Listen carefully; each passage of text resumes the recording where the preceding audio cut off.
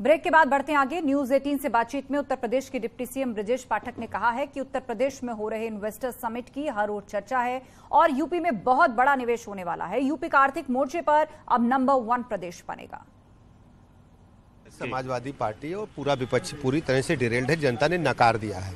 अब उत्तर प्रदेश जब प्रगति के पथ पर तेजी के साथ आगे बढ़ रहा है तो सभी को दिक्कत हो रही है। सच्चाई उत्तर प्रदेश की जनता अच्छी तरह जानती है। ग्लोबल इन्वेस्टर समिट के उपरांत देश में उत्तर प्रदेश की ही चर्चा होगी और उत्तर प्रदेश आर्थिक मोर्चे पर शीघ्र ही नंबर 1 आ जाएगा। उत्तर प्रदेश के पर्यटन मंत्री जयवीर सिंह ने एसपी अध्यक्ष अखिलेश यादव पर जमकर निशाना साधा। जयवीर सिंह ने कहा कि अखिलेश यादव अभी अपने कार्यकाल से बाहर नहीं निकल पाए। एसपी सरकार में गुंडों माफियाओं का बोलबाला था, लेकिन बीजेपी सरकार में हालात बदल गए हैं। अखिलेश को अपना चश्मा बदलना चाहिए।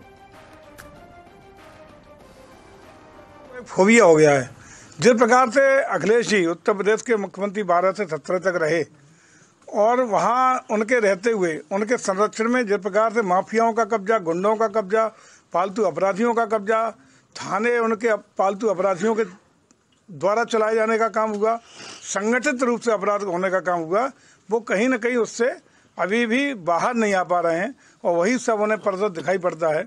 अपना जो कारगुजारियाँ करते रहे हैं और आज सोते जगते वही दिन भर क्रिटिसाइज, गलत और सही करने की उनकी आदत पड़ गई है। मैं समझता हूँ चश्मा बदलना चाहिए उन्हें। चश्मा बदल के सही तरीके से जो कार्य हो रहे हैं उस पर सरकार को धन्यवाद ज्ञापित करें। यूपी मदरसा बोर्ड के चेयरमैन का बयान सामने आया है। बाल संरक्षण आयोग के पत्र पर यह जवाब दिया गया है। एनसीईआरटी के तहत बच्चों को शिक्षा देते हैं। चेयरमैन ने यह जानकारी दी है। मदरसों में केवल धार्मिक शिक्षा नहीं दी जाती, मदरसों में मॉडर्न शिक्षा दी जा रही है। चेयरमैन ने अपने जवाब में ये बातें कही। संस्कृत स्कूलों में भी गैर हिंदू बच्चे पढ़ते हैं। मिशनरी स्कूलों में भी हर धर्म के बच्चे पढ़ते हैं। चेयरमैन ने ये बातें कही। उन्होंने कहा, मैं खुद काशी हिंदू विश्वविद्यालय में पढ़ा हूं। बाल संरक्षण आयोग अपने पत्र पर विचार करें। मीडिया के जरिए से राष्ट्रीय बाल संरक्षण आयोग के पत्र संज्ञान में आया है और आज अखबारों में भी इस तरह खबरें छपी हैं कि मदरसों में पढ़ने वाले गैर मुस्लिम छात्रों को वहां से हटा करके किसी और स्कूल में दाखिला कराया जाए। मैं साफ शब्दों में कहना चाहूँगा, माननीय मुख्यमंत्री जी के नेतृत्व में हम सब मदरसों के अंदर एनसीईआरटी सिलेबस के तहत बच्चों को 1 से 8 तक शिक्षा दे रहे हैं। केवल धार्मिक शिक्षा नहीं दी जा रही है, उनको देश का जो मॉडर्न एजुकेशन है वो दिया जा रहा है। और राष्ट्रीय बाल संरक्षण आयोग की अध्यक्षा से मैं निवेदन करूंगा कि वो एक बार पुनर्विचार करें और इस तरह के पत्र से एक समाज में अजीब सी सोच पैदा होगी।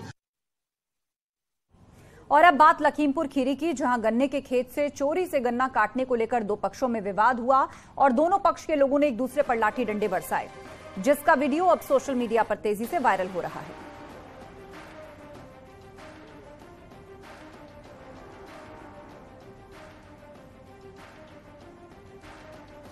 गाजियाबाद के सिहानी गेट में पुलिस ने बड़ी कार्रवाई की है। पुलिस की स्वाट टीम और क्राइम ब्रांच ने संयुक्त कार्रवाई करते हुए 25,000 के इनामी बदमाश को गिरफ्तार किया।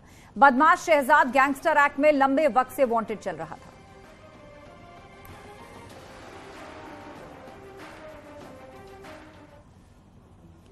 सोनभद्र में देश की सबसे ज्यादा बिजली उत्पादन करने वाला ओबरा तापीय परियोजना का उत्पादन अब प्रभावित हो गया है, जिससे एक बार फिर से प्रदेश में बिजली संकट गहराने की आशंका बढ़ गई है।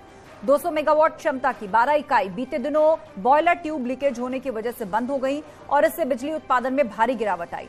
वहीं तापीय परियोजना के अधिकारी युद्ध स्तर पर कार्य कर लीकेज को ठीक करने की कोशिशों में जुट गए हैं।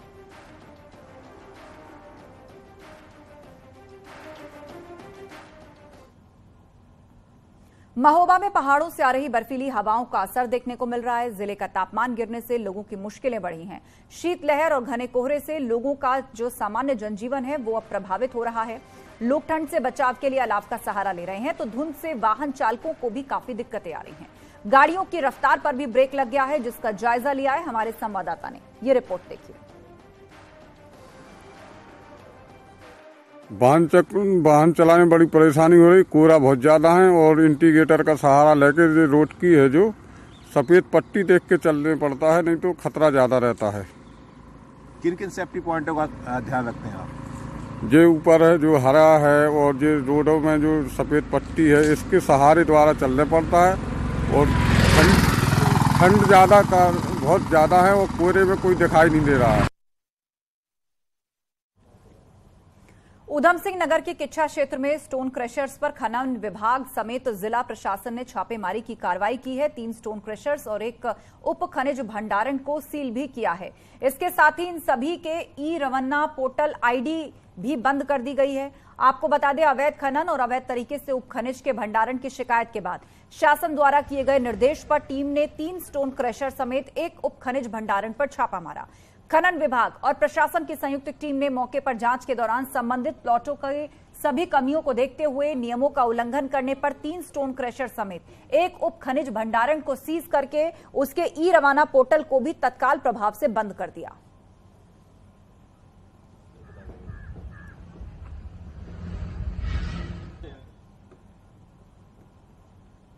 बरेली से अगली खबर, नाथ नगरी कॉरिडोर में टूरिज्म सर्कल बनाने की कवायद तेज हो गई है। इसे लेकर कमिश्नर बरेली संयुक्त समद्दार ने तैयारियों का जायजा लिया है। वहीं टूरिज्म सर्कल में इलेक्ट्रिक बसों के जरिए 930 साल पुराने मंदिर की परिक्रमा कराई जाएगी।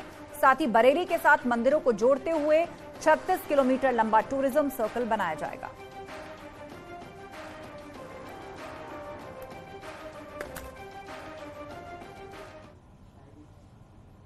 वक्त एक ब्रेक का है, खबरें जारी हैं, अब बने रहिए हमारे साथ।